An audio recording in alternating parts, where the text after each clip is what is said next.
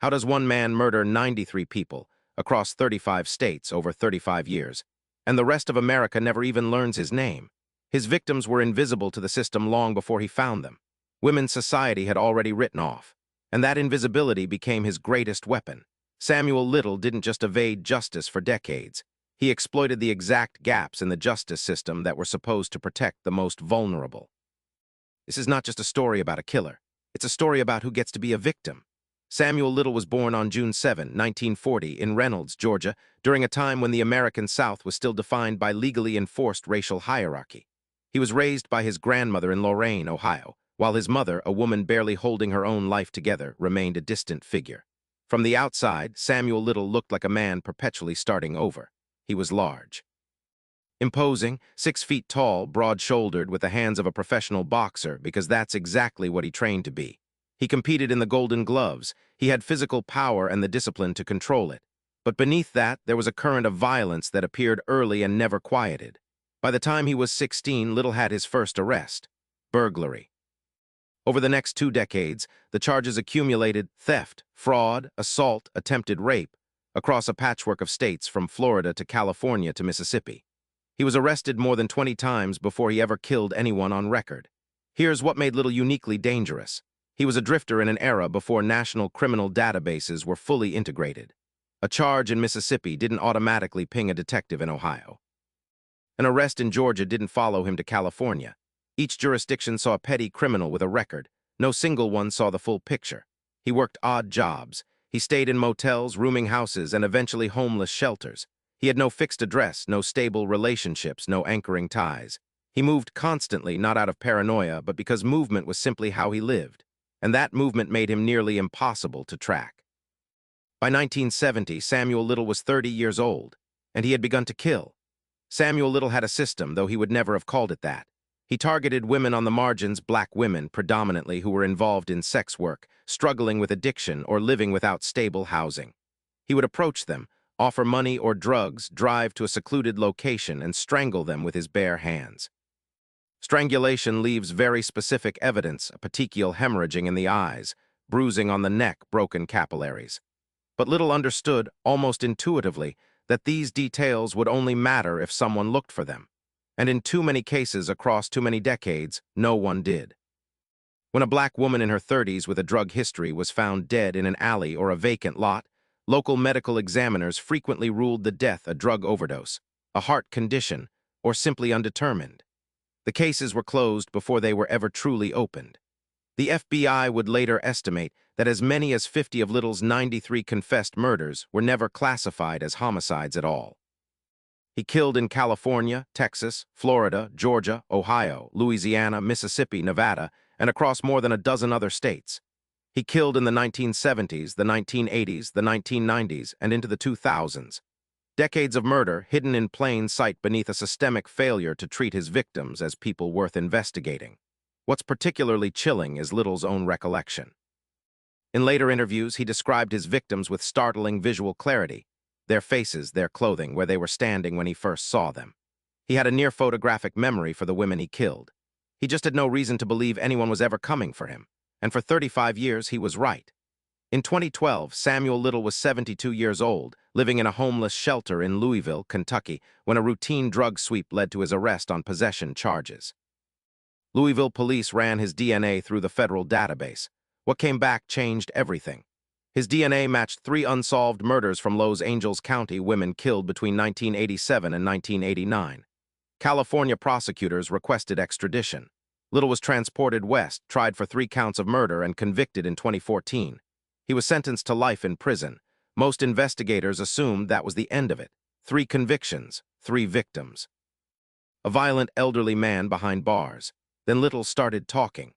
In 2018, the FBI's Victim Identification Lab in Quantico, Virginia, began a series of in-depth interviews with Samuel Little at the Correctional Corporation of America facility in Texas.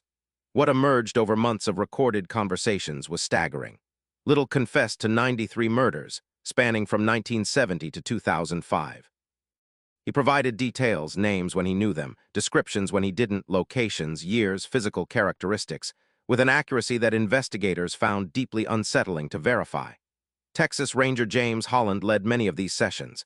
He later described Little as the most organized and detail-oriented killer he had ever encountered. Little didn't boast. He didn't embellish. He simply recalled with the dispassion of a man recounting old business trips. The FBI cross-referenced his confessions against unidentified victims, cold case files, and Jane Doe databases across dozens of states. By 2019, they had confirmed at least 60 of his confessions. They publicly declared Samuel Little the most prolific confirmed serial killer in American history. 60 confirmed, 93 claimed, and the gap between those two numbers represents women whose deaths were never documented as murders at all. Forensic psychologists who reviewed Samuel Little's case identified several behavioral patterns that set him apart from the more culturally prominent serial killers who dominate true crime conversation. Little was what profilers classify as an organized, mobile offender. He planned his approach. He controlled his environment, always in a vehicle, always in an isolated location, always in a position of physical dominance.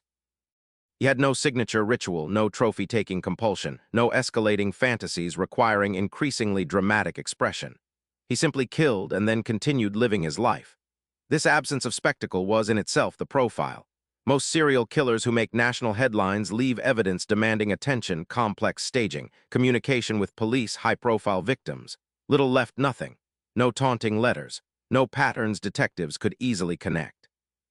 No victims the press considered newsworthy. Criminologists have since used his case as a lens for examining what they call the missing, victims of violent crime whose disappearances are never reported, or whose deaths are misclassified before any investigation can begin. Studies have shown that homicides of black women in America are solved at dramatically lower rates than those of white victims, and that women engaged in sex work face a near-systemic barrier to having their deaths investigated at all. Little understood this, whether consciously or by instinct. In interviews, he made comments that suggested he had factored this into his choices. He knew which women would not be looked for. He knew which deaths would not be questioned. That knowledge, a predatory understanding of institutional neglect, was as much a part of his method as the physical act itself. Samuel Little died on December 30, 2020, at California's Mule Creek State Prison. He was 80 years old. He died of complications from multiple medical conditions, with 93 confessions on record and the weight of 60 confirmed murders attributed to him by federal investigators. In his final years, he did something unexpected. He drew, using colored pencils obtained through the prison commissary. Samuel Little produced detailed portraits of his victims, faces he had memorized over a lifetime. Investigators distributed these portraits through the FBI's website and to local law enforcement across the country, hoping family members might recognize someone they had spent decades searching for. Some did. Identifications trickled in. A woman recognized her aunt. A daughter recognized her mother. Cases that had been filed as Jane Does for 20 or 30 years were finally given names. The portraits, rendered by the man who had killed them, became the only remaining bridge between these women and the families who had never stopped wondering.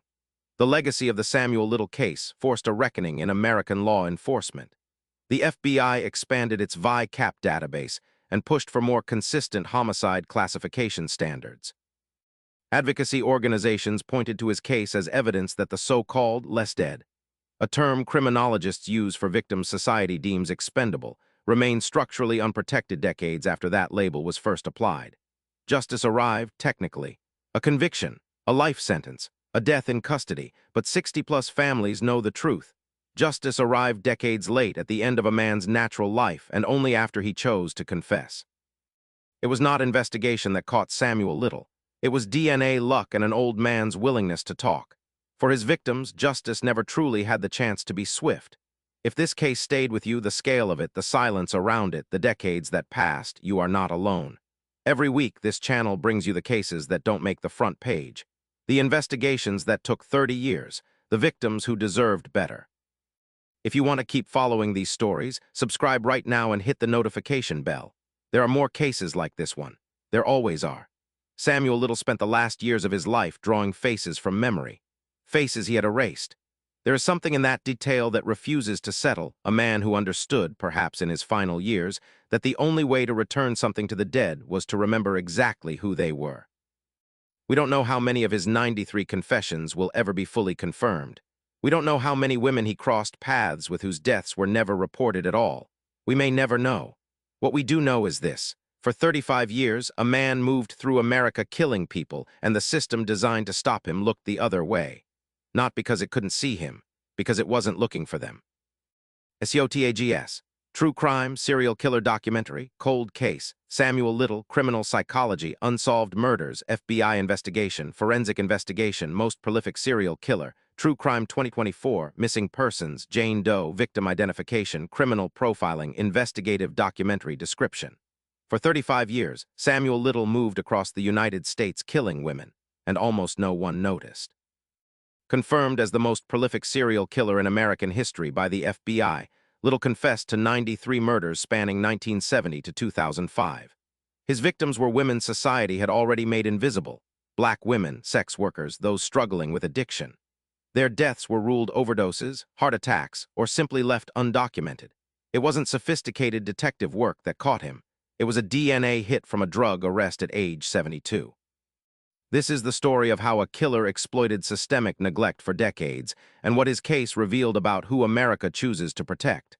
Cold case, criminal psychology, forensic investigation, true crime documentary.